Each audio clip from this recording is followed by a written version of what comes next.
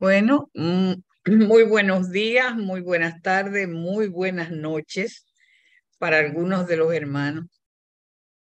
Hoy, domingo 29 de enero, nos sentimos sumamente honrados con la presencia de nuestro hermano Tomás Carlos Barriga. La Federación Teosófica Interamericana lo recibe con mucho cariño y a todos los hermanos que participan en esta conferencia por Zoom de la Federación Teosófica Interamericana. El hermano, vamos a hacer primero la invocación y después presento formalmente a nuestro querido hermano. Adelante, Isaac, con la invocación.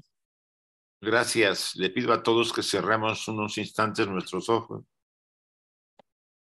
y repitamos las frases que voy a mencionar después de que la diga cada una de ellas, tomando en cuenta el significado que tiene. Oh vida oculta que vibras en cada átomo. Oh luz oculta que brillas en cada criatura. Oh amor oculto que todo lo abarcas en la unidad. Que cada ser que se sienta uno contigo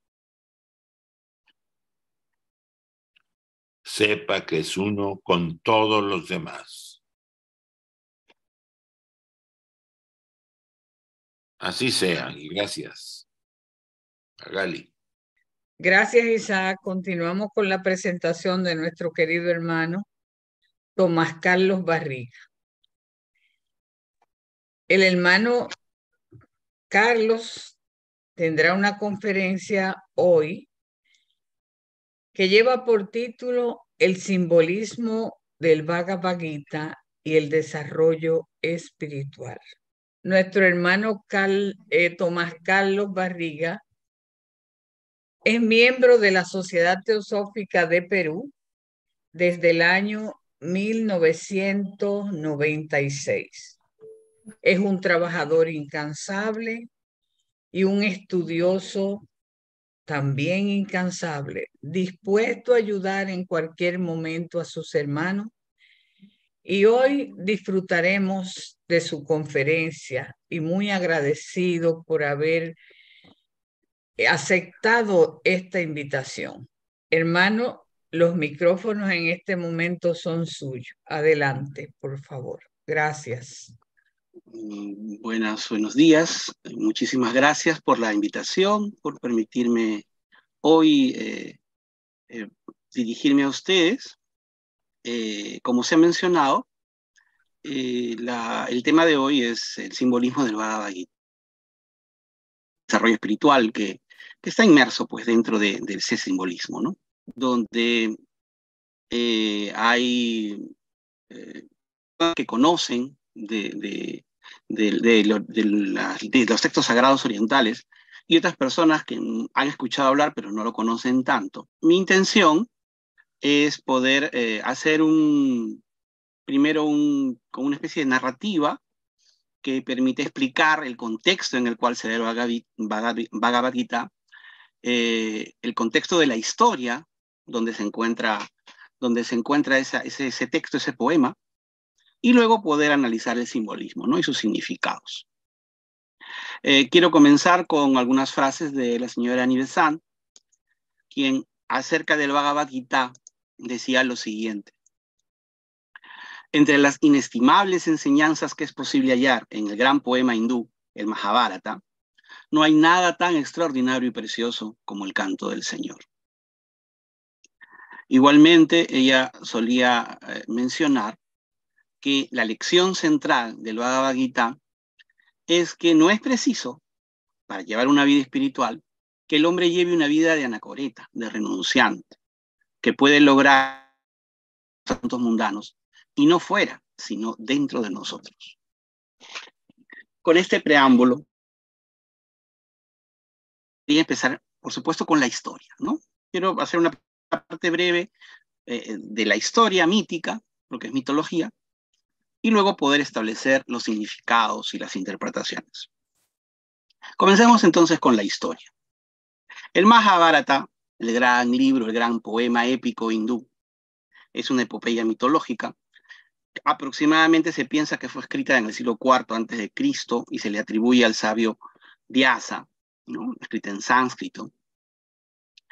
Esta epopeya, esta historia, nos narra pues la permanente guerra y conflictos entre la gran familia, ¿no? La gran familia de nobles en la India, y especialmente de dos grupos dentro de ella, de dos clanes familiares, los Pandavas y los Kauravas.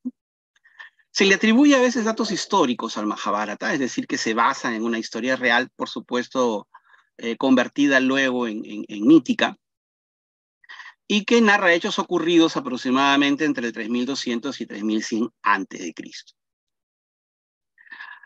El Mahabharata es un libro voluminoso, es 4 veces el tamaño de la Biblia cristiana, y pues contiene una serie de historias, de detalles, de dioses, de esta gran familia que les comentaba.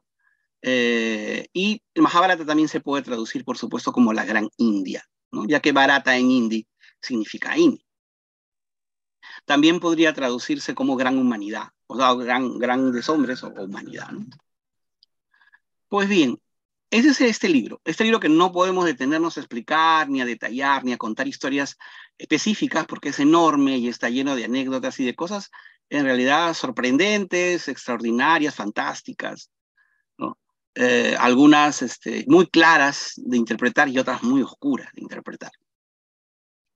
El Bhagavad Gita es un pequeño poema dentro de un acto, de una pequeña situación dentro del Mahabharata. Pero si el Mahabharata es una joya, el Bhagavad Gita es la piedra preciosa de la joya.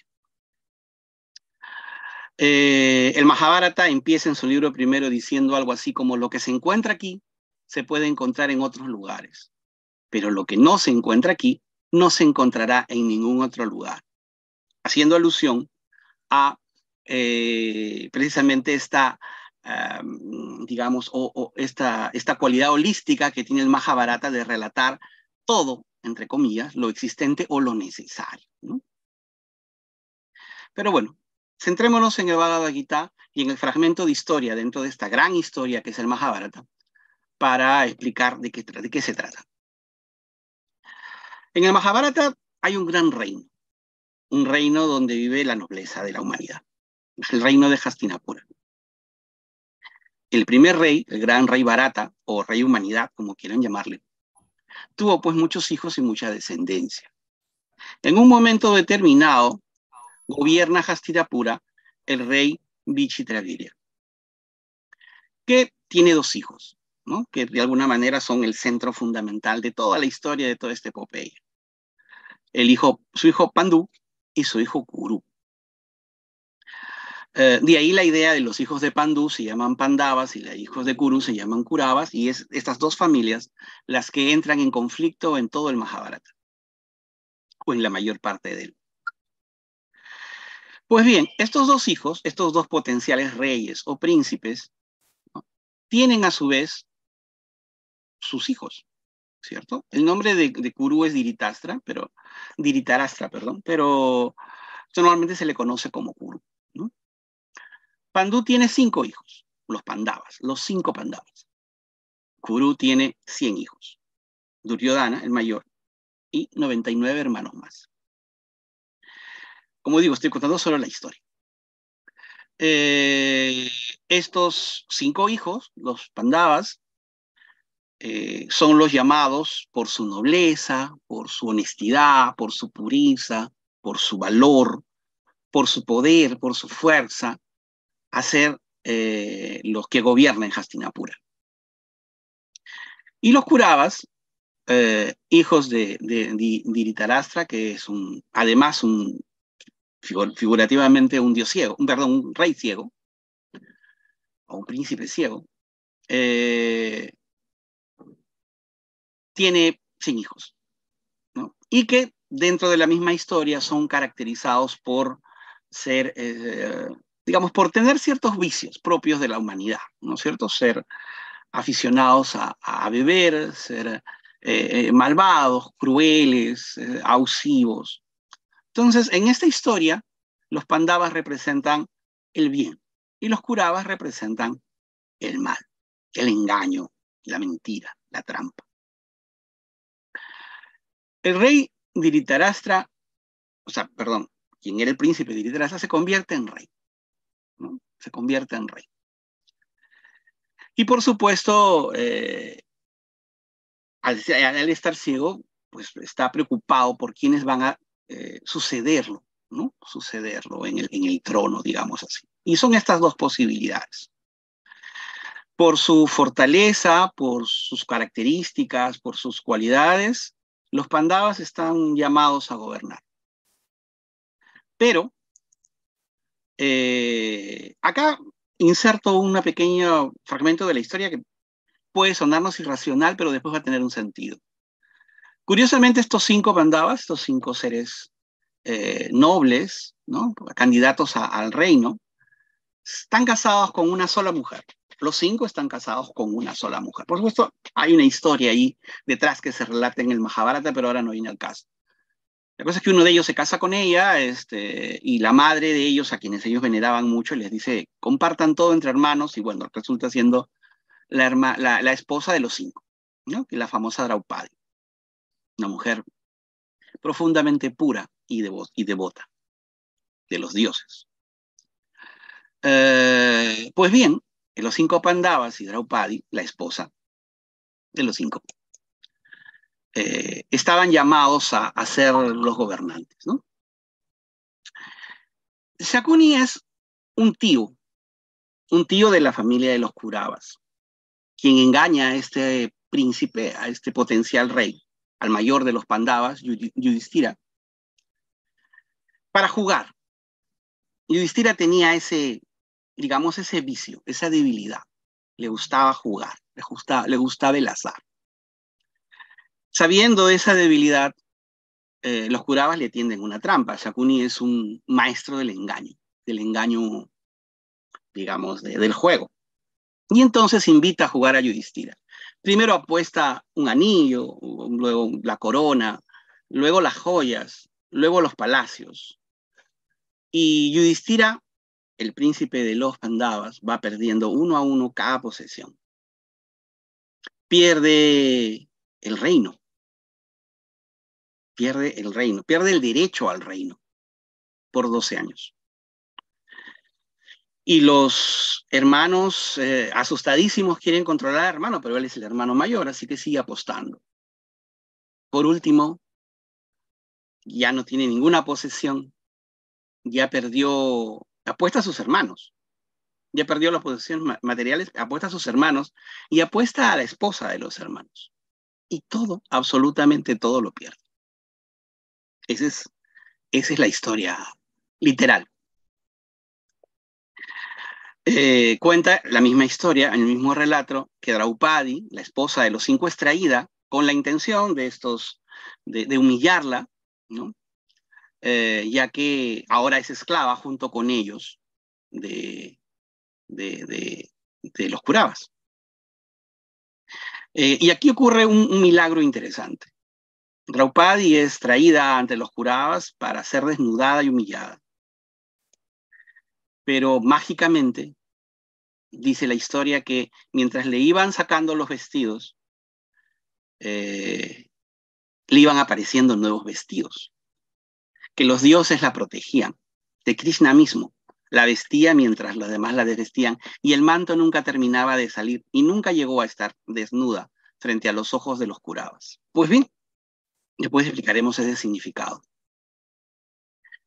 Entonces, por miedo, por el poder que tenían los Pandavas, ya que eran mucha fortaleza, mucha valentía, mucho poder, por miedo a que se vengaran, de humillarlos tanto que se vengaran y mataran a todos, algunos más ancianos entre los Kauravas le dijeron, no, perdonémosle lo último, que es la esclavitud, y expulsémonos, exiliémonos de Hastinapura. Y entonces los Pandavas, junto con Draupadi, se van de Hastinapura y prometen regresar. Pasados 12 años, los Pandavas deciden regresar. Ya es suficientemente tiempo, el reino está de cabeza, no han gobernado adecuadamente los Kauravas, han disminuido el poder y la dicha y el bienestar de todos los habitantes de la ciudad santa. Y entonces, al regresar, se ven enfrentados a los Kauravas que no quieren soltar el trono, que no quieren renunciar al poder de ser gobernantes de Hastinapura, así lo hagan mal, ¿no?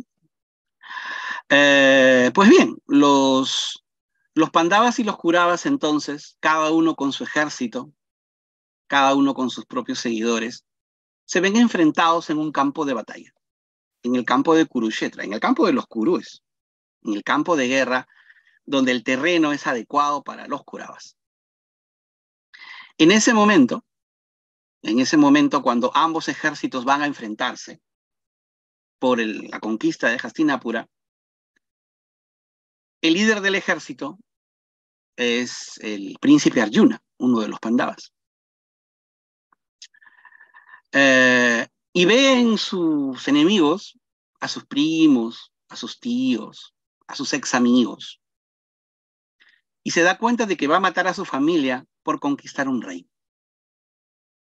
Entonces siente dolor, siente tristeza y cae derrumbado en su carruaje. Y no quiere pelear. Y él es el general principal, elegido por su enorme habilidad con el arco y por su enorme valentía y pureza. En ese momento, Arjuna cae derrumbado, llora y dice, no vale la pena matar a mi familia por un reino. En ese instante que él flaquea, se le aparece Krishna mismo, quien es además quien va a conducir su carruaje, su auriga. Krishna mismo, la personificación del Dios supremo, de la conciencia suprema. Y entonces, en ese instante, Krishna consuela a Arjuna. Nosotros conocemos como el Bhagavad Gita, con un poema donde le explica la realidad. En un breve texto donde le explica por qué tiene que pelear. Por qué tiene que, a pesar de que siente dolor de pelear, debe de pelear por la conquista de Hastinapura, ¿no? Entonces Krishna es el auriga el que va a conducir el carro de Arjuna, de este general que va a ser quien venza a los Kauravas, gracias a este discurso que da Dios mismo, la conciencia suprema, a este príncipe guerrero. La Bhagavad Gita surge en ese contexto. ¿Y de qué trata este Bhagavad Gita? ¿Qué cosa es lo que le dice Krishna a Arjuna? Resumiéndolo enormemente, ¿no? Los puntos principales son los siguientes. El Bhagavad Gita está compuesto de 18 capítulos, ¿no? Y básicamente los primeros explican la duda, el miedo de Arjuna, y Krishna le explica que el ser humano real es inmortal, que no hay muerte, que la vida es eterna, que todos tenemos una eternidad interna, ¿no? Que es nuestro Atman, que en la vida cotidiana vivimos y morimos basados en una ley de justicia. Le explica la irrealidad del mundo, la ilusión de este universo manifestado. Le explica que el libre albedrío real no existe, que él tiene que cumplir con su deber. Le da una lección de karma y de dharma. Le dice que la fórmula de actuar correctamente es la renunciación al fruto de la acción. Le dice que debe disciplinar y moderar la mente para que esta mente logre conocer lo real. Entonces, en esos primeros 6 capítulos, él explica su existencia a Arjuna. En los capítulos del 7 al 12, le habla de Dios, de la divinidad. Le habla de Brahman, del uno omnisciente. Le habla de cómo el ser humano puede autorrealizarse y lograr esa unión con Brahman. Le habla de que la manifestación es mutable y que la verdad suprema no puede decirse, sino comprenderse de manera directa a través de la entrega a lo uno. Le habla de la iluminación, la unidad del devoto con la conciencia universal. Krishna le dice algo así como, con una parte de mí yo creo este universo, ¿no? Y esa omnisciencia, esa omnipotencia, omnipresencia de esta conciencia una, es todo, está en todo. Que el mal es una creación de la mente limitada. Algo parecido a lo que dice la voz del silencio, ¿no? La mente es el gran destructor de lo real. Y le habla de un método. A través de la meditación puede lograr conectarse con lo inmanifestado. Esa meditación en devoción conduce a Dios dentro de uno mismo, que es el Dios absoluto del universo. Todo esto lo podemos entender en un sentido religioso, por supuesto, ¿no? Pero no es la idea en este caso. Estoy explicando solo lo que literalmente dice el Bhagavad Gita como una historia de ficción, por decirlo de alguna manera. En los últimos 6 capítulos, del 13 al 18, Krishna le explica a Arjuna qué es la materia, cómo está compuesta, cuáles son sus cualidades. Le habla del yo individual y del yo universal y del yo supremo, incognoscible, que se encuentra más atrás, ¿no? Esto para quienes han leído la doctrina secreta, esto les parece muy familiar probablemente, ¿no? Le habla de la naturaleza divina y no divina que tenemos cada uno de los seres humanos, de nuestro lado luminoso, de nuestro lado oscuro, y de que debemos procurar la ausencia del yo, ¿no? Logrando perfección en la renunciación. Y que además no solo es algo que podemos hacer. El Bhagavad Gita termina diciendo que es algo que debemos hacer como humanidad. Termina el Bhagavad Gita con la frase de Krishna que le dice a Arjuna, habiéndote revelado plenamente la sabiduría, haz como quieras. Ahora que tienes el conocimiento, recién puedes decidir. Realmente tú recién tienes el libre albedrío para decidir lo que quieres hacer. Bien. Entonces, hasta aquí esa historia, ¿no?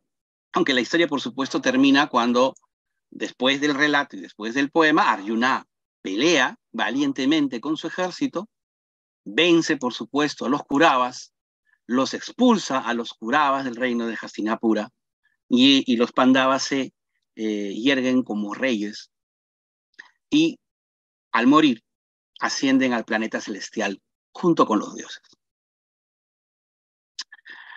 Y entonces, y ese es, digamos, completando después de Bhagavad Gita sobre esta historia lo que el Mahabharata dice.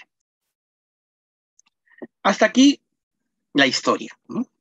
Si son, por supuesto, devotos, una historia que tiene profundos significados, o si no consideran esto religioso, pues una historia de ficción agradable, muy bonita de leer, ¿no? Interesante. Pero esta historia, el Bhagavad Gita, su riqueza, encierra precisamente un enorme simbolismo que puede ser entendido, al menos es lo que yo creo, especialmente gracias a la teosofía. Por supuesto que hay muchos estudiosos, no teósofos, que también interpretan el Bhagavad Gita y han interpretado el Bhagavad Gita orientalistas a lo largo de los últimos, no sé, cientos de años, 200 años probablemente. Pero las claves, digamos, para entenderlo se encuentran muchas veces en los esquemas que en teosofía solemos dibujar para explicarnos la naturaleza del ser humano o la naturaleza del cosmos que nos rodea, ¿no? Entonces quisiera ahora centrarme en el simbolismo. ¿Qué significa todo esto? desde el punto de vista de lo que nos interesaba en la conferencia, que es el desarrollo espiritual. Pues bien,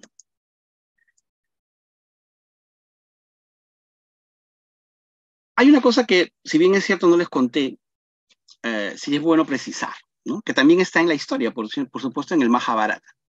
Siempre se habla y siempre se acostumbra a decir que los hijos de Pandava, pues los hijos de Pandú son los Pandavas y los hijos de Kuru, los Kuravas, y ellos son los que pelean en este asunto. Pero en realidad, Pandú no puede tener hijos. Tiene prohibido, por una maldición, en la historia del Mahabharata dice eso, él tiene prohibido tener relaciones sexuales porque si no va a morir. Entonces él jura abstinencia. Es un rey casto. Entonces, ¿cómo tiene hijos? Tiene 2 esposas. Pues las esposas usaron un mantra especial que les entregó un sabio para invocar a las deidades, invocar a los dioses de la India, para que ellas pudieran concebir. Y entonces, encantado Pandú de poder ser padre, escoge pues a los dioses a quienes invocar con ese mantra y que sus esposas queden embarazadas de los dioses, no de él. Entonces, Yudhishthira, el mayor de los Pandavas, fue hijo del dios de la muerte y la justicia.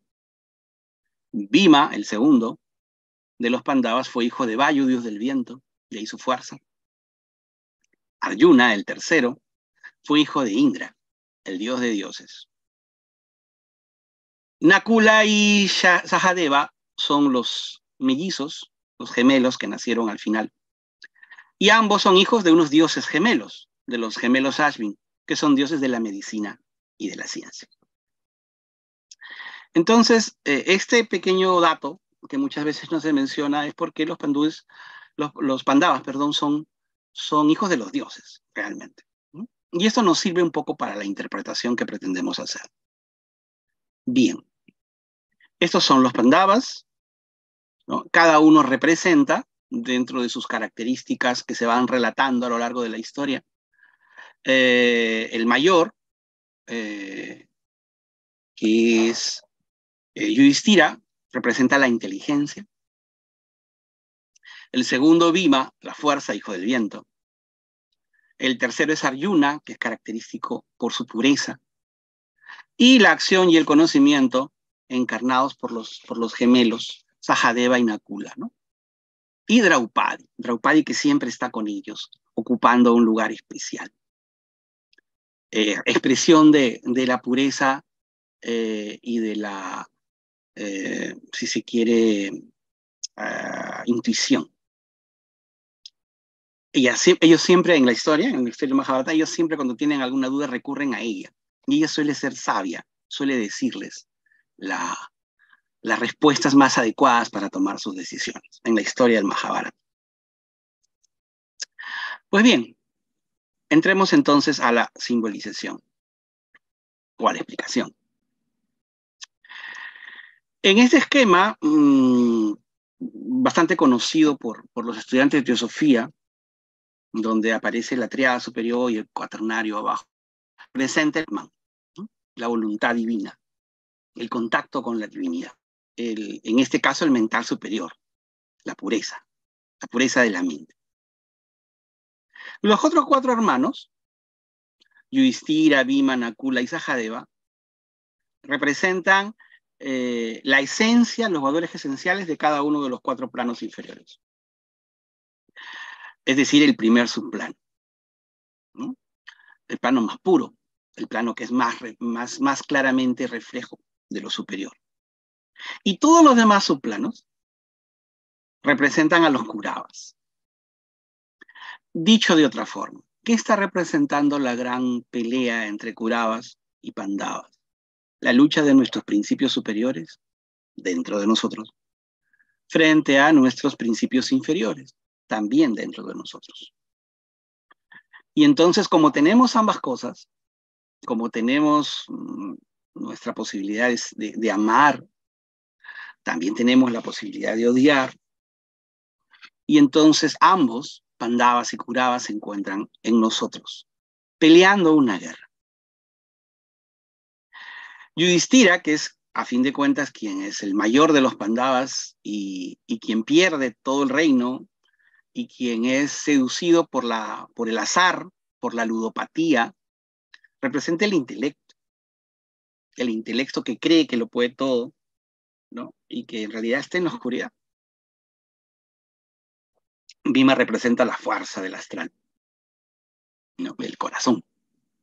Y los gemelos, Nakula y Sahadeva, pues son los gemelos, el físico y su doble, ¿no? Que en teosofía llamamos doble etérico. Y que nos representan su contacto con el mundo físico, su conocimiento del mundo físico.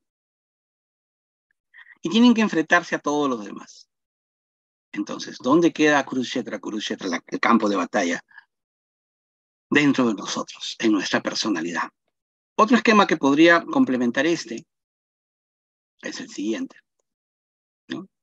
Kurukshetra, el campo de batalla, es nuestra personalidad. Acá pelean nuestros principios divinos o elevados contra nuestros vicios y nuestras carencias, ¿no? Que además han tomado Hastinapura, que además han tomado y nublan nuestro contacto con nuestro ser superior.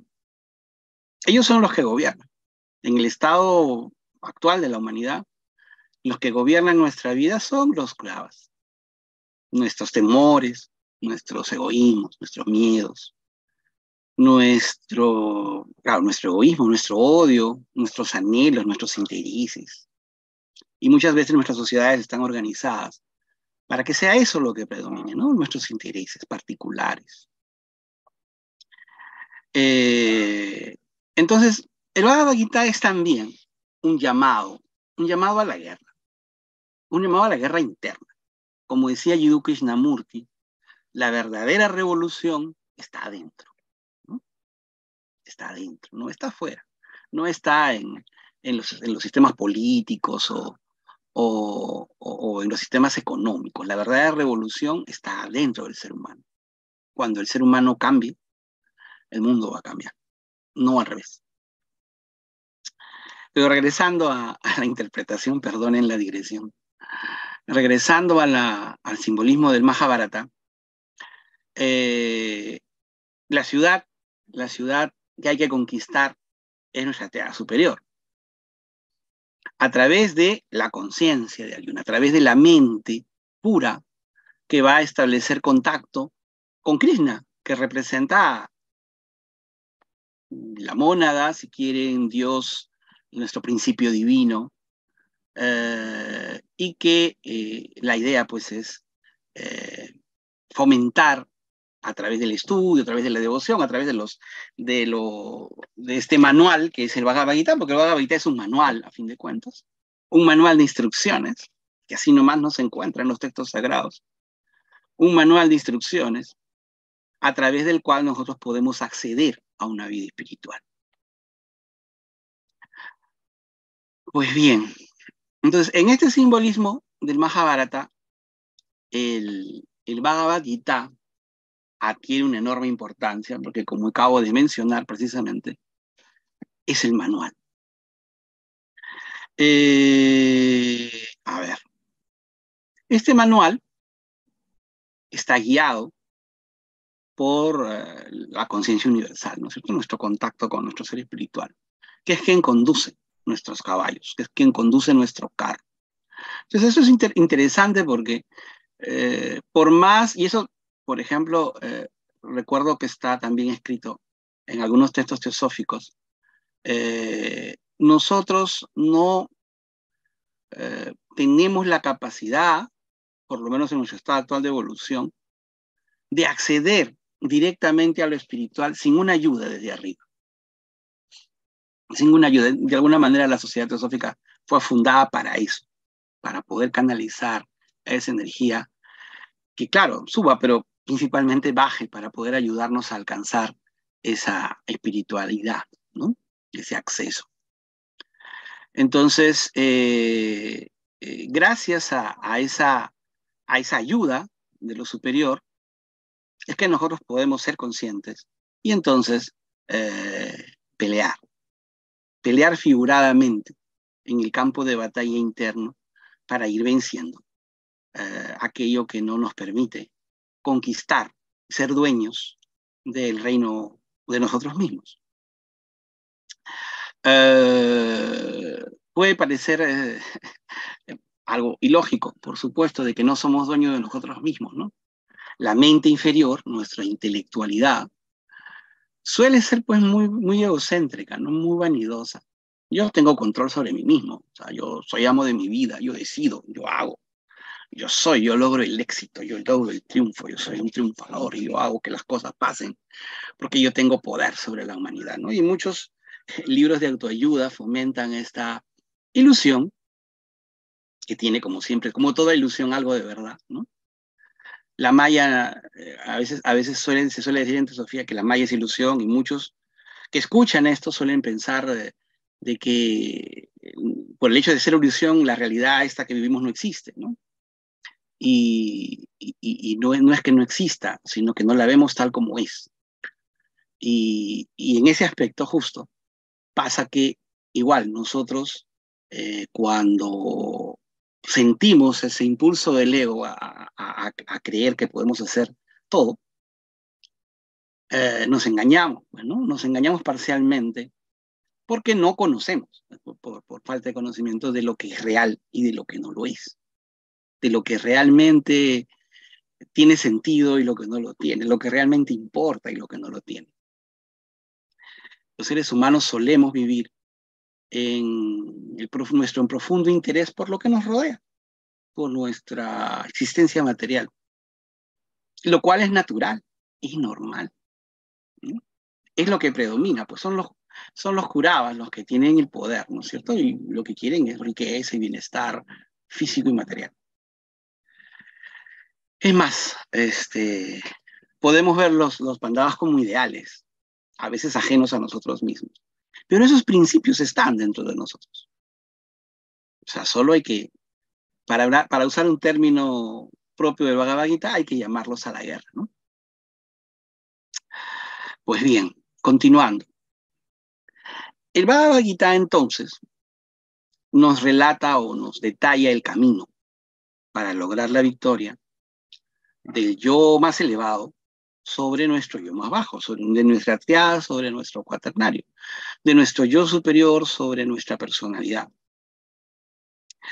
Esa victoria parte de un acto de Atman, de un acto de nuestro ser interno, parte del Krishna interno que todos tenemos.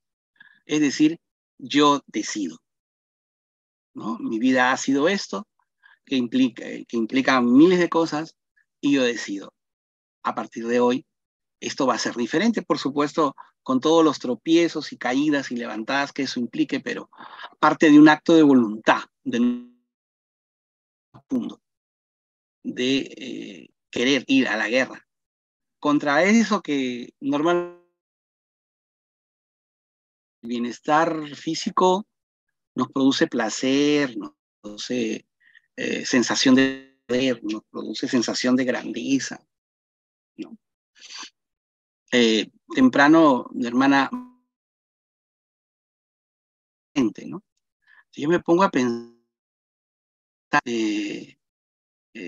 todo lo que uno puede haber estudiado, todo lo que uno puede haber hecho, se puede haber logrado, publiqué esto, hice aquello, ¿no? De este alimento que los jurados necesitan pues para sentirse valiosos, ¿no? Y en realidad lo único que importa, como decía la señora Rao Grunier, no solo hay un camino, no solo hay una cosa que importa, solo hay una sola cosa que importa. Y es justo esto de lo que habla el Bhagavad. Si nos damos cuenta, si somos conscientes de que nuestra existencia es muy valiosa y tenemos muchas cosas importantes que hacer y podemos servir a la humanidad y podemos beneficiar a otras personas, nadie dice que no, podemos tener una vida útil, beneficiosa para los demás. Pero cuando nos damos cuenta que el trabajo y la verdadera realidad se encuentra no en lo físico, sino podemos tener acceso, aunque sea de manera sí podemos tener acceso y sí podemos contactar a través de nuestro trabajo interno esta vida, por más rica y por más beneficiosa que pueda ser nuestra vida, esta actual vida, donde yo me llamo Tomás y ustedes tienen el nombre que tienen también, va a terminar. Esta encarnación va a acabar y este cuerpo que está hablando va a desintegrarse y se va a volver ceniza o polvo. Y todo lo que puede haber hecho, logrado, estudiado, comprado, tenido, todo eso tiene un valor. De ahí la sabiduría también de todos los textos sagrados. La Biblia cristiana, cuando dice eh, debemos procurarnos riquezas en los cielos, ¿no? Donde los bichos no corroen, ¿no? Y no se pierden. Entonces, esta búsqueda espiritual está allí, graficada en un manual de instrucción. ¿Y qué nos dice el Bhagavad Gita? ¿Cuál es el método del Bhagavad Gita que está expresado? De leer, muy fácil de leer y tiene mucho que meditar y reflexionar, ¿no? Es un texto ideal como para leer un pedacito y luego meditarlo. Es enormemente rico. Por supuesto, hay muchas traducciones, la mayoría bastante buenas, ¿no? Y también, por supuesto, la que hizo la señora Nivesan, ¿no? Con términos que usamos normalmente en teosofía, lo cual lo hace más fácil. Pues bien, ¿cuál es el método del Gita? ¿Cuál es este manual de instrucciones, ¿no? Yo he escuchado decir a algunos líderes espirituales, por llamarlos de alguna manera modernos, que dicen, no, nosotros los seres humanos no venimos con un manual de instrucciones, venimos a experimentar, lo cual es cierto, no venimos con manual de instrucciones. Pero ahí está, en este texto sagrado hay un manual de instrucciones. Un manual de instrucciones no para conseguir cosas materiales, sino para liberarnos justo de las cosas que son inferiores dentro de nosotros mismos. ¿Cuál es el método de Gita?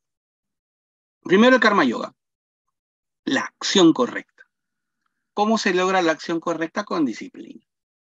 Debemos procurar la acción. Eso nos recuerda justo a algunos aspectos del budismo también, ¿no? Del noble óctuple sendero. ¿Y cómo se logra la acción correcta? Con la renuncia del fruto o al fruto de la acción. Nuestro ser inferior, nuestra parte, digamos, más materialista, cuando realiza una acción busca el fruto. O sea, yo hago algo para algo. Y es lo natural, además. Es lo que consideramos natural. O sea, yo trabajo por dinero y si hago un favor, pues yo espero. Y si no lo busco, por lo menos lo espero que esa persona tenga algún tipo de agradecimiento conmigo, ¿no? En algún momento, de repente no se lo digo, pero lo pienso. Mira, esta persona me dice que no cuando yo lo he ayudado tantas veces, ¿no es cierto? O sea, hay desde maneras muy groseras, yo te doy y tú me das algo a cambio, hasta maneras muy sutiles en las cuales nuestra mente, ¿no? Nuestro yo, busca retribución por cada una de las acciones. Una de las cosas que a veces conversábamos acá en Perú, que lo conversábamos mucho en reuniones de logia, es lo que decía Jiddu Krishnamurti, ¿no? ¿Cuál es la verdadera razón que se esconde detrás de tu acción? Analizábamos cosas como una persona que da, no sé, una moneda o un billete a una persona que mendiga en la calle. Y analizar por qué lo está haciendo, ¿no? ¿Lo hace para ayudarlo? ¿Lo hace para que lo vean? ¿Lo hace para sentirse que es bueno? En cualquiera de esos casos, claro, la acción es buena. Estoy ayudando a alguien que lo necesita. Pero ¿cuál es la razón de mi acción? ¿Cuál es la causa? ¿Cuál es la motivación verdadera que se encuentra detrás de esa acción? Y claro, normalmente es porque es correcto y porque la gente vea que yo también soy correcto, que hago lo que hago bien, que soy bueno, por yo sentirme bien, porque nuestro ego necesita eso, sentir que es bueno, ¿no? Y entonces le doy ese billete a esa persona en la calle y digo, qué bueno que soy, ¿no? Yo debería el cielo, yo debería merecer el cielo, caramba, soy lo máximo. Y no nos damos cuenta que eso no es más que un alimento de nuestro yo y nos hace más materiales y nos hace enormemente egoístas, así sea de una manera sutil, ¿no? Pues bien, acá viene una cosa difícil, la renuncia al fruto de la acción. La acción por deber, de la cual también habla el budismo. Lo hago porque tengo que hacerlo. Y no espero nada como retribución, ni siquiera mi bienestar psicológico. ¿Es difícil? No, no es difícil, es una guerra. De eso habla el Mahabharata y de eso habla el Bhagavad Gita. Es una guerra a muerte, una guerra sangrienta, entre partes de mí y partes de mí. ¿Qué más nos dice el método de Gita? Hay una segunda instrucción. Por supuesto, esto está detallado. Yo los invito a todos a leer con detenimiento y con actitud reflexiva el Bhagavad Gita, que es un libro maravilloso, que uno lo lee. Yo lo he leído, ya he perdido la cantidad de veces, de las veces que lo he podido leer o estudiar, y siempre uno parece que está leyendo un libro nuevo. Y eso no pasa, por supuesto, con muchos otros libros, no solamente con el Bhagavad Gita, ¿no? Bien, ¿cuál es el segundo nivel, la segunda etapa que debemos procurar en este desarrollo espiritual? Siguiendo la guía, siguiendo el manual de usuario del Bhagavad Gita. Cuando estemos entrenados o cuando nos estemos entrenando en la acción correcta, trabajando en la renuncia al fruto de la acción, simultáneamente a eso tenemos que buscar lo superior a través de la devoción. Acá podemos entenderlo cada uno en función de su propia valoración que le hace a la devoción, ¿no? Una persona religiosa, por ejemplo, devota en sus respectivas creencias, me dirá pues a través de la oración y será válido, ¿no? Una persona no tan religiosa, tal vez a través de la meditación, a través del contacto con sus propias cualidades o actitudes internas.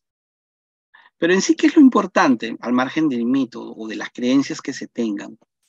Que debe existir ese contacto con lo superior a través de un acto devocional.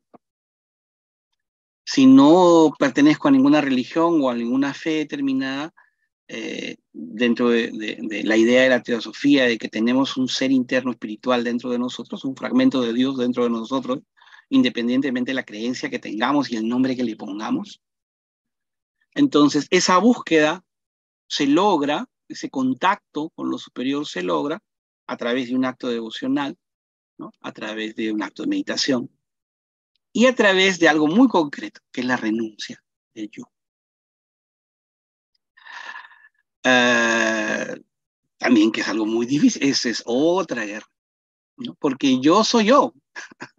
¿Cómo renuncio a lo que soy? ¿Cómo renuncio a mí mismo? Esto parte de nuevo, la pureza de Arjuna permite que la conciencia divina de Krishna entre en su cabeza, ¿no? ¿Cómo renuncio a lo que soy? Primero conocimiento, pues, ¿no? Conocimiento. Yo soy realmente lo que creo que soy. Yo soy realmente esto que se siente con nombre y con estudios y con trayectoria y con experiencias, ¿o soy algo más? Solemos estudiar en teosofía que esta vida de nuestra personalidad que tenemos, pues es perfectamente real y válida, pero que hay otra a la cual tenemos muy poco contacto y que es la real, la que trasciende a través de muchas vidas, la que es eterna, la que es perenne. ¿Y qué es lo que somos realmente? Convertirnos en lo que somos realmente, no en la ficción, ¿no? Cuando yo doy algunas clases en la universidad y cuando trato un poco de explicarles esta idea de que en realidad la vida nuestra es un aspecto de nuestra vida más grande y permanente a los jóvenes, sobre todo a los jóvenes, ellos entienden muy bien la metáfora del juego de video, pues, ¿no? Es decir, la vida es como un juego de video, como un juego de televisor, ¿no? Que ahora juegan pues los niños y los adolescentes con mucha frecuencia. Entonces, yo soy un personaje de un juego, pero yo no soy el jugador está detrás. ¿no? Y yo dentro del juego creo que soy consciente y logro cosas y gano cosas y me ganan y me matan y regreso a jugar de nuevo y por ahí logro más cosas y voy avanzando, ¿no? En un juego, cada vez que alguien juega, cualquier juego de video, cada vez que juega va llegando más lejos, va subiendo más niveles porque va teniendo más experiencia de cómo avanzar en el juego. Y entonces en ese juego uno cree, cuando está metido en el personaje, digo, ¿qué es el personaje? ¿No? Y que mata, y que muere, y que se esconde, y que logra. Pero esta conciencia divina que llega al guerrero, al que está jugando, al jugador, al personaje jugador, le hace darse cuenta de que hay un jugador detrás de él. Y dice, en realidad yo no soy este personaje de juego. Yo estoy detrás. Y entonces eso le permite conocerse a sí mismo. Y eso se logra a través de la renuncia a ser ese personaje de juego, de ese yo inferior, con el cual normalmente en nuestra vida cotidiana, cuando no estamos pensando en cosas espirituales, pues sentimos que somos nosotros mismos, ¿no? Hay mucho que reflexionar sobre esto, por supuesto, y mucho que decir, para decirlo en tan poco tiempo. Y el tercer y último paso que menciona el método del Gita, el manual de instrucciones, como a mí me gusta decirle, es el jnana, ¿no? El jnana yoga, es decir, el conocimiento, saber la realidad, mirar la realidad tal como es, ¿no? Correr el velo de Maya es mirar la realidad tal como es. Lo que vemos a nuestro alrededor es la realidad, pero no la vemos como es. Cuando podamos ver realmente a través de Arjuna, a través de la mente superior y no a través de la mente inferior, entonces podremos, con conocimiento y con conciencia y con ese libre albedrío que nos lleva solamente hacia un lugar, renunciar al mundo irreal, ¿no? Para aceptar y vivir en el mundo real. Guíame de lo irreal a lo real, como dice esa famosa oración a los maestros. Pues bien, había dicho 1 hora y más o menos voy en ese trámite. Para cerrar esta breve explicación e interpretación, limitada, por supuesto, de Bhagavad Gita, que da para estudio de muchos años, mencionar que el desarrollo espiritual del cual estamos hablando, en el sentido figurado, es la conquista de la ciudad sagrada, a través de nuestros principios superiores que venzan en una guerra fratricida a nuestros también principios inferiores, que están allí arraigados y nos han permitido llegar, no es que sean inservibles, nos han permitido llegar al nivel de evolución en el que estamos. Pero para poder acceder a la ciudad santa, a nuestro yo superior, ya no lo necesitamos. Hay que vencerlos además, porque no quieren irse. Esto, por supuesto, nos hace reflexionar sobre el sentido que pueda tener nuestra vida, ¿no? Hay teósofos de muchas edades, ¿no? Hay jóvenes teósofos de 90, de 80, de 70, de 20 también, de 30. Y para todos es igual, o sea, ¿qué sentido tiene mi vida? ¿Cómo le doy sentido a mi vida? Y acá regreso a las palabras de la señora Ra Burnier en un pequeño texto que fue publicado hace poco tiempo, en realidad hace pocos años, uno de sus últimos textos, que es Solo hay un camino, ¿no? Que es como un artículo que escribe la señora Ra Burnier, que nos habla exactamente de esto. Si llegamos a comprender la importancia de la vida espiritual y la banalidad de nuestros intentos del ego por conquistar el mundo y el éxito, entre comillas, material, nos damos cuenta que solo hay un camino, que la vida humana solo existe para una cosa, para liberarnos, para hacer lo que realmente importa. Nada de lo que logremos cotidianamente material nos lo vamos a llevar a la siguiente encarnación, o vamos a llevarlos más allá de nuestra muerte, salvo lo que ganemos para nuestro ser real, que es eterno y permanente. Y si es lo único que importa, creo que también pasa eso, ¿no? Pasa creo que en todos lados. Yo he conversado con algunas personas, miembros de la Sociedad Teosófica, de 2 o 3 países, también, además del mío, y me dicen, sí, pues no, lo único que importa realmente es la vida espiritual, la vida material es secundaria, ya. O sea, lo entendemos mentalmente. Pero cuando vemos la vida de la persona vive el 99.9% en lo material, en las preocupaciones naturales de nuestra vida, de nuestros problemas sociales, políticos, culturales, personales, familiares, los hijos, la familia, la esposa, el esposo, los padres, en fin, vivimos inmiscuidos en todo eso que también importa, no es que hay que renunciar a todo, que también importa. Precisamente ese es, como decía la señora Nivesan al comienzo de esta sesión, en una cita. De alguna manera el Bhagavad Gita es un manual para personas que no renuncian al mundo y no realizan una lucha externa, sino una lucha interna.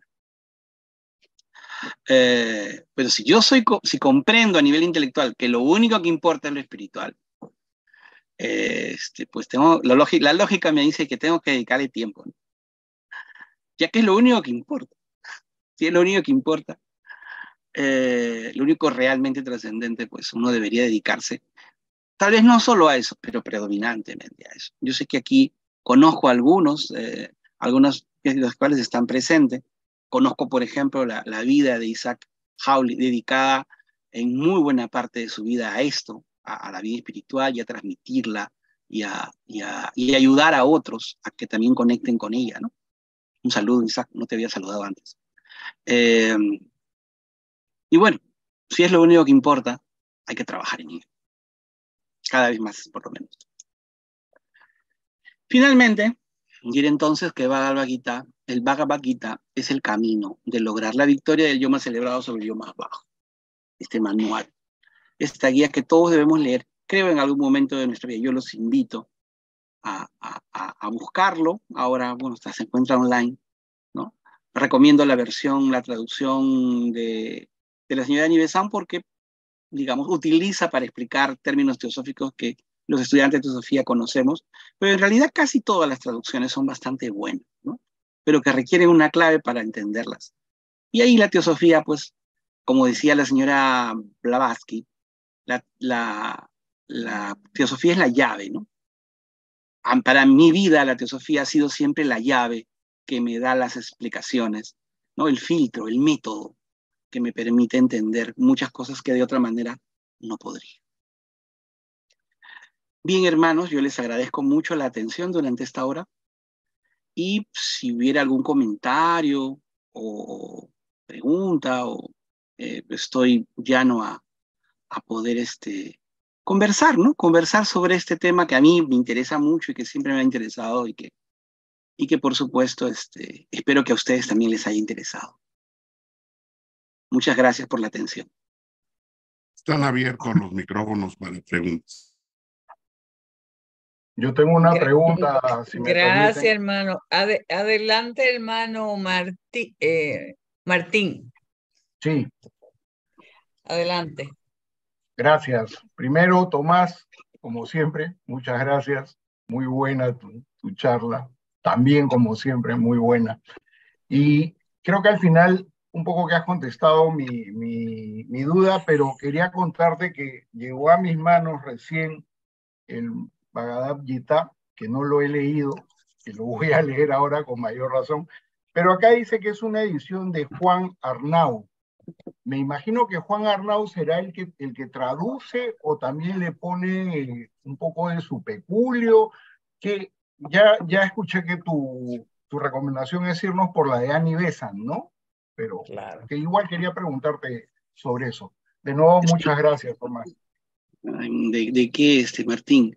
Si ha llegado a tus manos, nada sucede por casualidad, ¿no es cierto?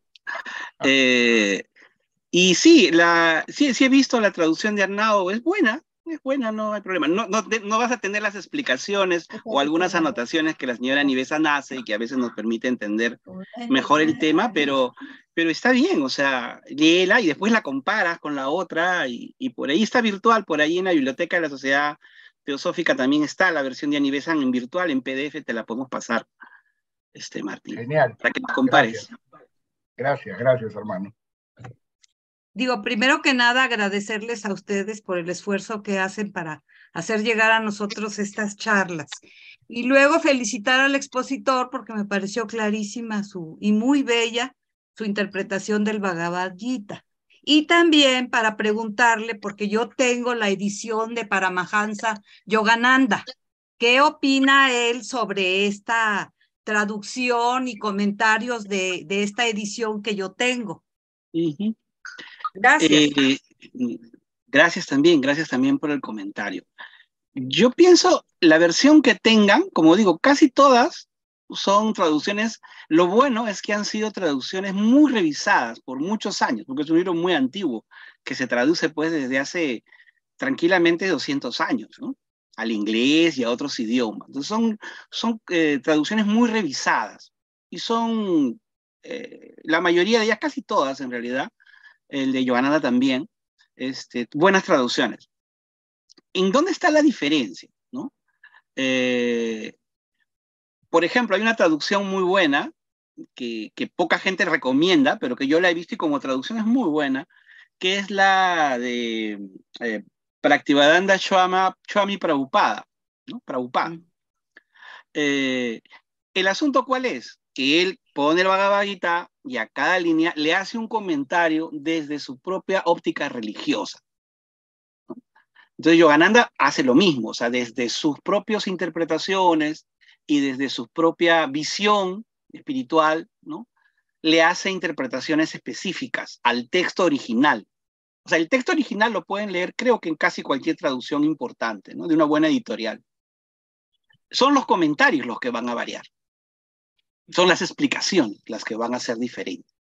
Entonces, si lo vemos, si las interpretaciones las leemos con cuidado, sabiendo que son versiones que a veces tienen que ver más con las creencias religiosas propias de quien está comentando, entonces no hay ningún problema, ¿no? Todas valen.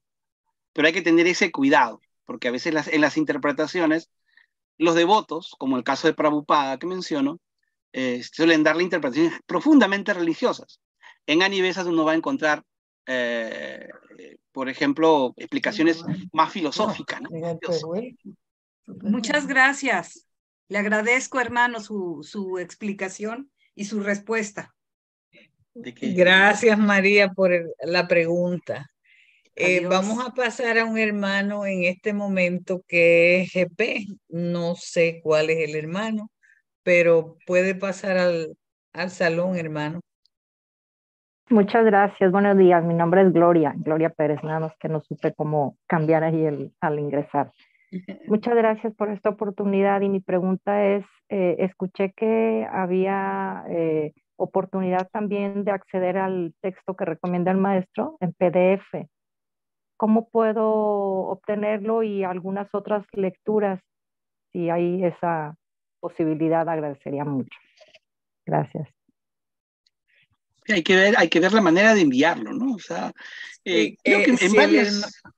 Si el hermano Carlos, Tomás Carlos, perdón, podría ponerlo el PDF en el chat de las conferencias, o podría... A mí me encantaría hacerlo en este momento, pero tendría que buscarlo porque lo tengo en la... No se preocupe porque claro. Si la hermana está atenta, lo puede recibir si se pone. Cuando usted tenga el tiempo, ella entonces estaría atenta, o cualquier otro hermano que lo necesite, entonces puede entrar al chat y lo va a encontrar ahí, le va a servir de mucho. Oh, ya.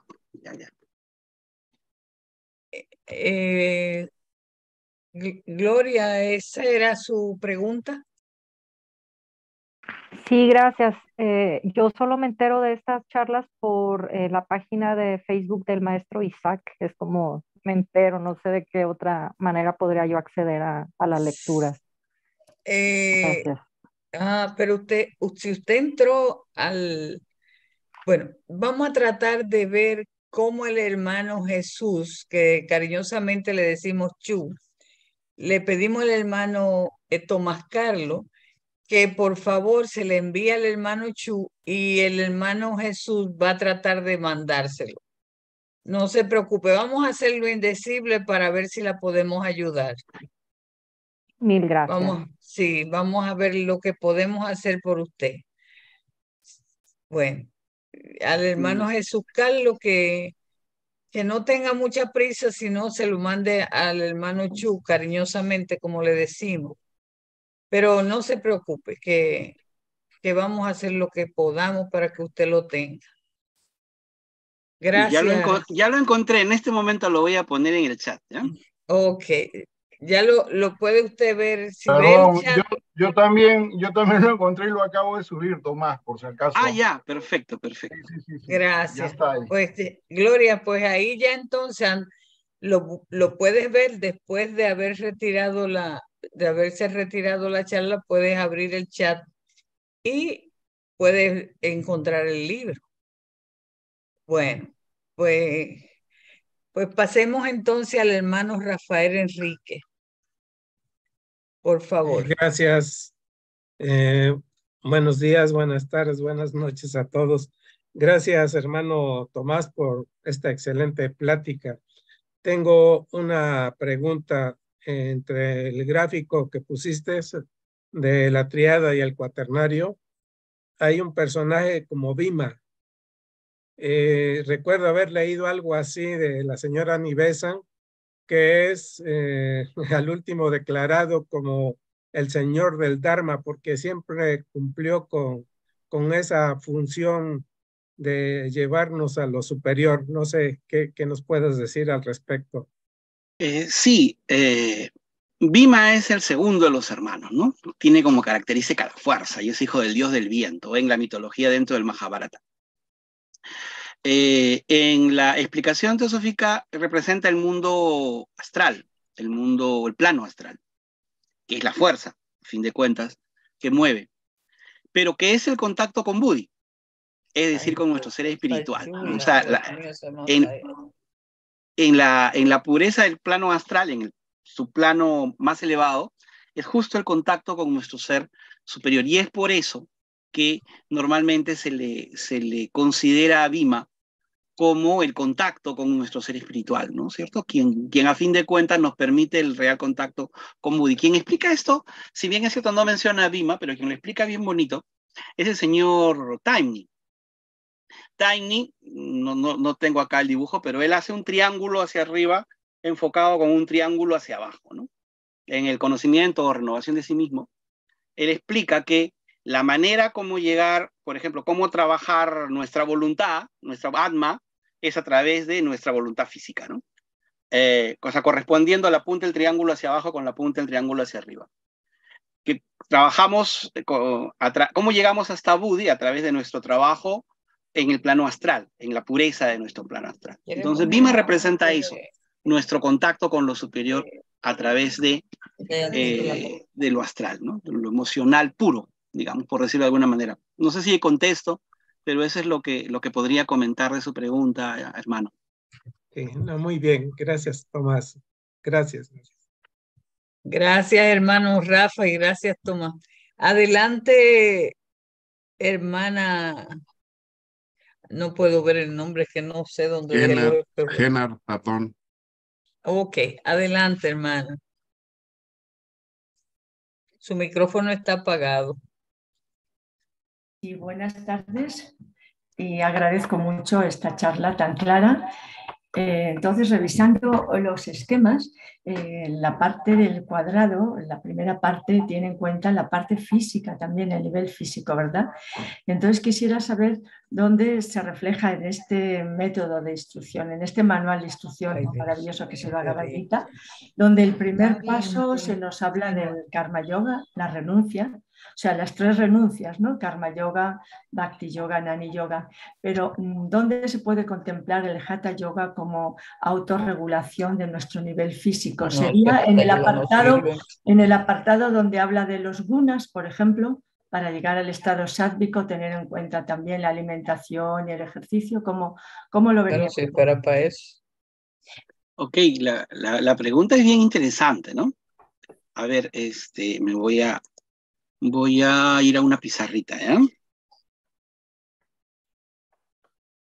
Oh, perdón. ¿Qué dice acá?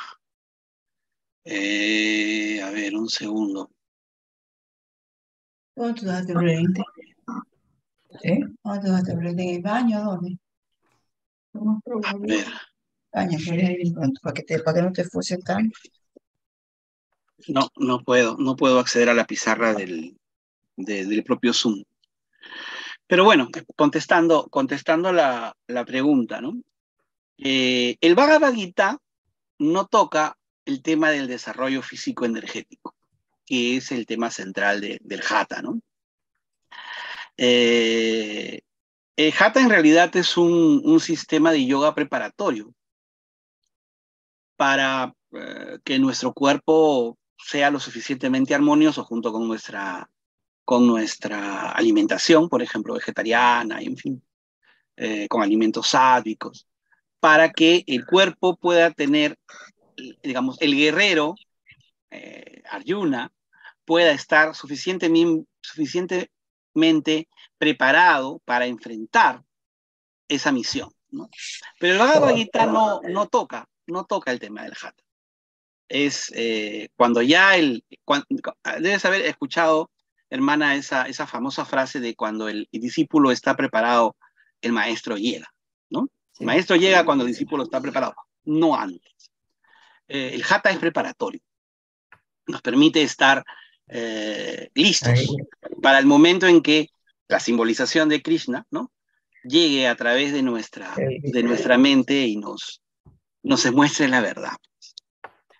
Por supuesto es muy bueno, ¿no? Toda práctica que nos ayude a ser mejores es útil y valiosa. Pero es lo que podría comentar específicamente el Bhagavad Gita, que es el tema de ahora, ¿no? O sea, todo eso está en lo preparatorio, es antes. De repente es lo primero que tenemos que hacer, no lo sé, pero el Bhagavad Gita no entra de ahí, o sea, entra un poquito más arriba, ¿no? Cuando ya estamos preparados para escuchar las palabras de Krishna. Gracias, hermano. Y gracias, hermana, por la Muchas pregunta, gracias. que es Muchas bien gracias. interesante. Es bien interesante la pregunta en este momento donde las personas están trabajando mucho el Hatha, ¿no? ¿Verdad? Y deben tener el conocimiento de verdaderamente esa parte del yoga, que es esa unión con lo supremo. Vamos a agradecer las preguntas que hizo la hermana y vamos a darle la oportunidad ahora al hermano que está con la mano, Stefan, creo que es Father, creo que es. Sí, Perdón, pase al salón, hermano. Es que no gracias, tenía hermano. espejuelo. Buenas tardes, hermano Tomás Carlos. Sí, mi cuestionamiento es el siguiente. Estaba yo leyendo la versión de William George de Apuntes sobre el Bhagavad Gita y él hacía en referencia a lo que dice Krishna, ¿no? Hay una vía que es superior a la otra. Es superior el karma yoga, o sea, la acción, la recta acción, a la renunciación.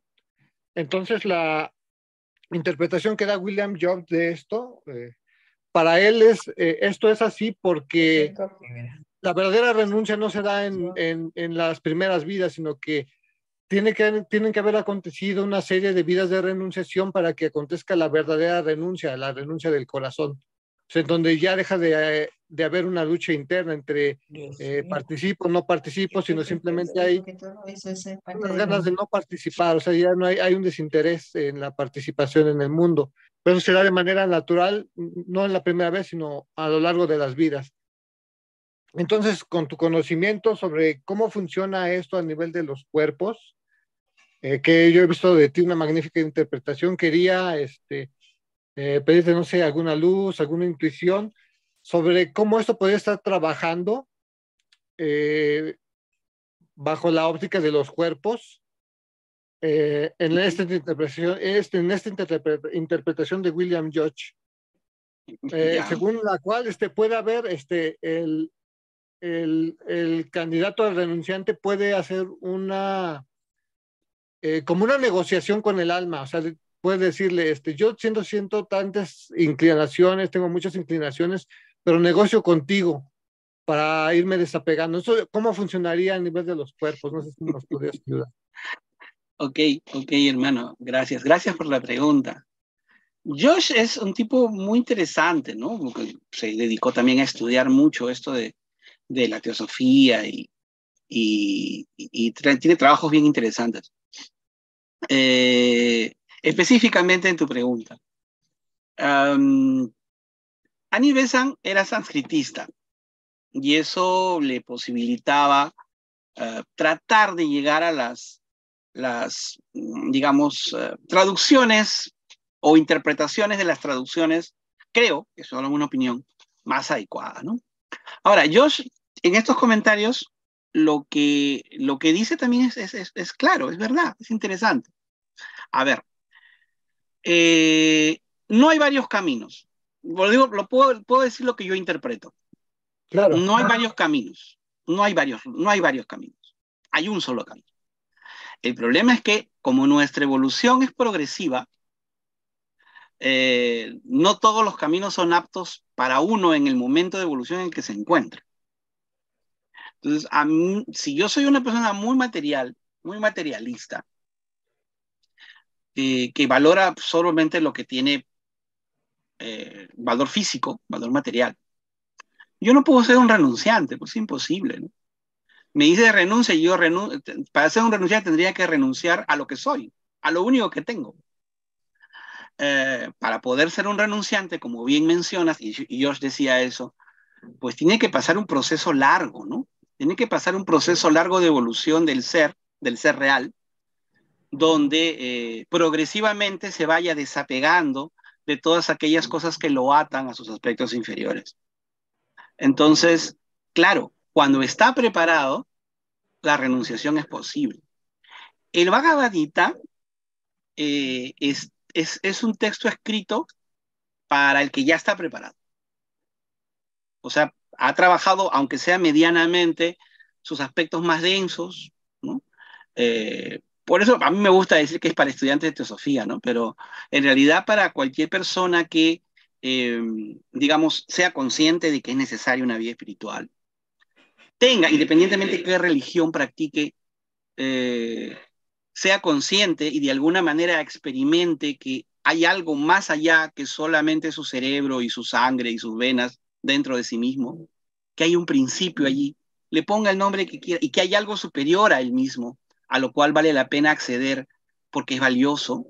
O sea, cuando ya hay esa conciencia real de lo espiritual y de la necesidad de una vida interna y de la necesidad de servir al mundo y no aprovecharme de él, entonces allí tiene sentido el Karma Yoga y ahí tiene sentido el Bhakti Yoga, ¿no? Antes no. Por eso es que lo primero que llega a Occidente es como es un área del mundo que por lo menos en el siglo XIX, cuando llega la teosofía, era profundamente materialista, ¿no? Los gurúes que llegaban de Oriente pues eran unos santones medio raros, ¿no? Extraños. Occidente se ha desarrollado a partir del desarrollo económico, a partir de la ceremonia industrial, ¿no? Donde nuestra vida es pues para darle bienestar a nuestra familia y para lograr cosas, ¿no? Y nuestra sociedad moderna occidental un poco también es eso. Entonces, cuando llega el conocimiento oriental a Occidente, llega con el Hatha, porque es lo que el occidental puede hacer. O sea, ¿qué le voy a hablar de Bhakti Yoga a un occidental materialista de la sociedad industrial? No tendría ningún sentido.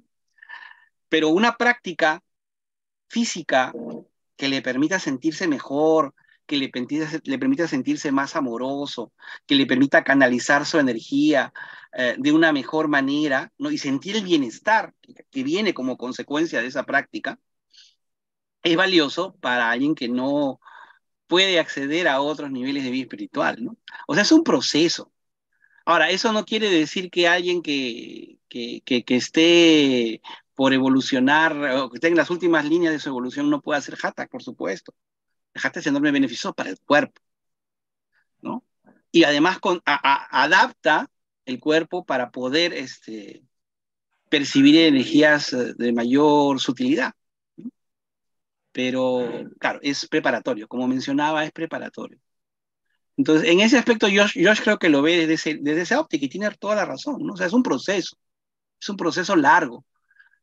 A mí no me gusta mucho utilizar la frase de varias vidas, porque el teósofo el estudiante de teosofía suele contentarse, ¿no? Yo he escuchado a un montón de miembros de la sociedad que dicen, como es de varias vidas, en esta vida no me voy a esforzar, ya seré en la próxima me esforzaré, pues, ¿no? ¿Para qué? Tengo varias, mejor después, pues, ¿no? Ahorita no, ahorita mejor disfruto. Y claro, eso de las muchas vidas a veces nos contenta, ¿no? Nos aletarga. Pues no me gusta esa frase. Pero en realidad sí es un proceso largo, ¿no? Es un proceso de evolución lento. Pero nuestro ser es inmortal, pues. Nuestro verdadero yo es permanente, ¿no? Y este cuerpo que les está hablando se integrará en pocos años, pero confío en que mi principio permanezca, ¿no? Eso es lo que podría comentar, hermano.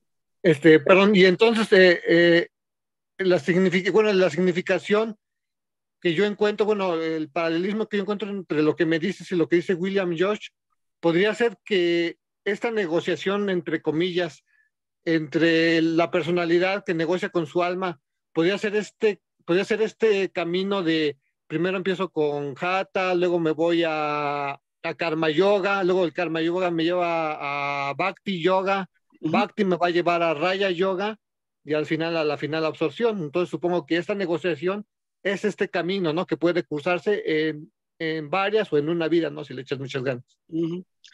Sí, no quería tocar la palabra, sí, hermano, no quería tocar la palabra negociación que mencionaste, pero ya que la mencionas, te digo lo que yo creo, ¿no? Lo que yo pienso.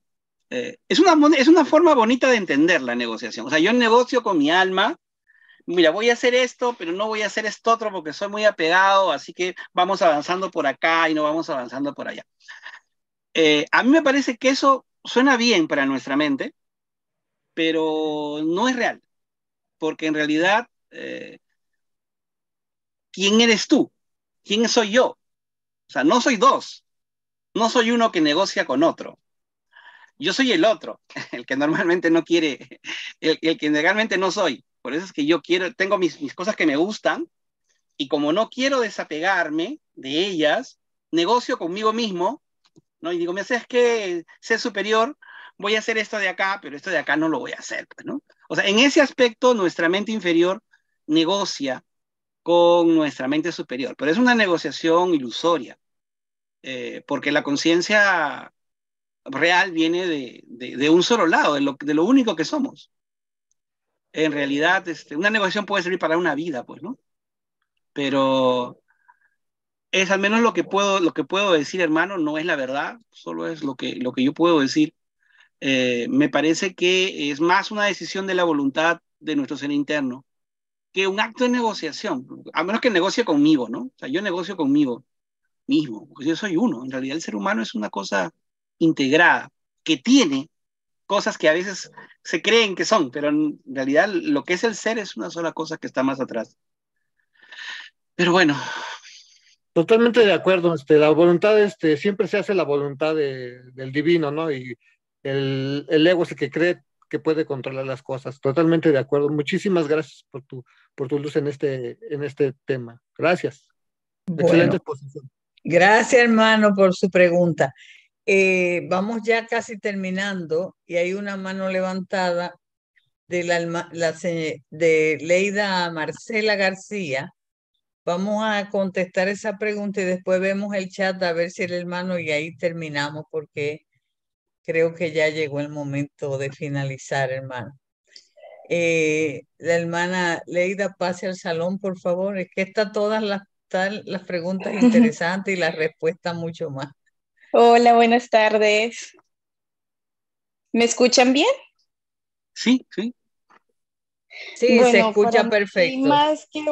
Para mí más que una pregunta es como, a ver si estoy en lo correcto o no. Es como una reflexión. Mira, es como que cada ser humano tiene una misión con la que cumplir en esta vida, ¿no? Entonces Krishna habla de esta misión como del sentido último de la vida, que va más allá de lo físico. Y este despertar nuestro es despertar nuestro espíritu de guerrero, de conquistarnos a nosotros mismos, para poder conquistar y tener más como conocimiento de nuestro ser. Para mí es como una reflexión de todo lo que he absorbido hoy. Es algo así para mí, de preguntarnos quiénes somos, de dónde venimos, a dónde vamos, que no nos como acogernos como a una sola pregunta, como quedarnos con esos límites, sino como descubrir algo más. Eso es lo que me ha enseñado el Bhagavad Gita durante estos años que he podido leerlo. No sé si se esté en lo correcto o no esté. Es eso nomás. Mi hermana, es así, es así. Ahora, ¿cuál es la maravilla de textos como el Bhagavad Gita, ¿no? Como textos de alta poesía o como textos religiosos muy profundos y muy elevados? Es que cada persona que lo lee, si lo lee con la conciencia, con la atención, con la reflexión adecuada, encuentra lo que necesita. Y encuentra lo adecuado en el momento de evolución en el cual se encuentra. Esa es la maravilla de un texto sagrado. Le da a cada uno justo lo que necesita y lo que le hace falta, ¿no? Y en ese aspecto es correcto lo que tú has dicho, por supuesto. Lo que yo puedo interpretar con mis propias dificultades es probablemente correcto para mí. Lo estoy compartiendo con ustedes, pero es correcto para mí. Pero puede no ser correcto para otra persona, que puede estar mucho más avanzada, u otra persona que recién conoce esto por primera vez. O sea, todo lo que has dicho, hermana, estoy de acuerdo contigo. Es eso, es encontrarnos a nosotros mismos. Gracias por tu comentario. Más, hay una Gracias, pregunta. hermana. Perdón, Magali. Sí. Sí, hay una pregunta en el chat. Parece que ahorita con esto que tú dijiste ya la contestaste, pero te la digo. Tengo una pregunta. Todos los libros espirituales siempre nos recomiendan llegar a ese grado de espiritualidad. ¿Cómo poder quitar esa malla, ilusión de nuestro entorno para poder ascender nuestro grado evolutivo?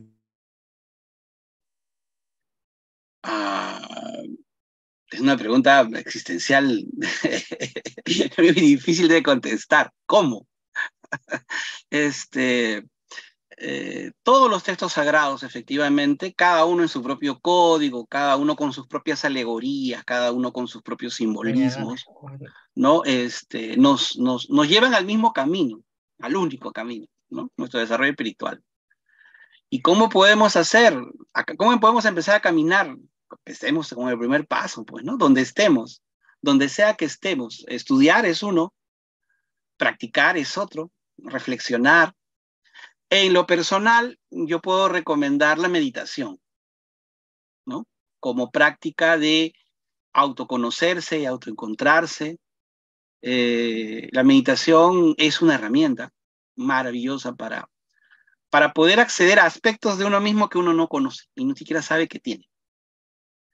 Y eso sería un método, digamos, práctico para empezar, ¿no? O sea, si yo creo que un texto sagrado me dice cosas que para mí son valiosas, empecemos a practicar la meditación y meditemos sobre ese texto sagrado, sobre sus frases, para entenderlas. Yo hace muchos años tuve la suerte de estar en un retiro teosófico en San Rafael, donde se practicó un tipo de meditación, era el inquirir teosófico, ¿no? Que estaba justo trabajando sobre eso. Y tuve un vislumbre de algo que no puedo ni siquiera explicar. Pero les cuento lo que puedo. Se estaba practicando esa meditación acerca del principio de unidad. Estamos meditando sobre la unidad. Y claro, yo entiendo la unidad intelectualmente, la unidad, pues todo uno, el universo, me lo imagino, todo bonito, pero en esa meditación, meditando de la manera como se estaba haciendo Estábamos en un bosque maravilloso, con viento que corría a nuestro alrededor, una sensación física muy bonita. En un momento, en un segundo, tuve un insight, ¿no? O sea, esta es la unidad. La entendí, ¿no? Y abrí los ojos emocionado, ¿no? Porque entendí que es la unidad. Ahora trata de contarla. Y no puedes, pues. O sea, oye, entendí la unidad. ¿Y ahí qué es? No sé, o sea, pero yo tuve en ese momento la vislumbre de que entendí. Un pedacito. Para mí, por supuesto, ¿no? Porque para alguien que está en la oscuridad, una velita chiquita es luz, pues, ¿no? Y esa experiencia, por ejemplo, yo la tengo allí, ¿no? O sea, sí hay forma de encontrar pequeñas lucecitas, ¿no? Y que irán creciendo en la medida en que también nuestra luz vaya creciendo. Cuando hay mucha luz, una linterna no alumbra, pues, ¿no? Pero cuando hay poca luz, una velita chiquita es todo a lo que uno puede aferrarse. Muchísimas gracias, hermanos, por la atención. Bueno, yo creo que hemos terminado y darle las gracias al hermano Tomás Carlos Barriga por esta magnífica ponencia, que es un punto para abrirnos al estudio del Gita, porque es un estudio para toda la vida.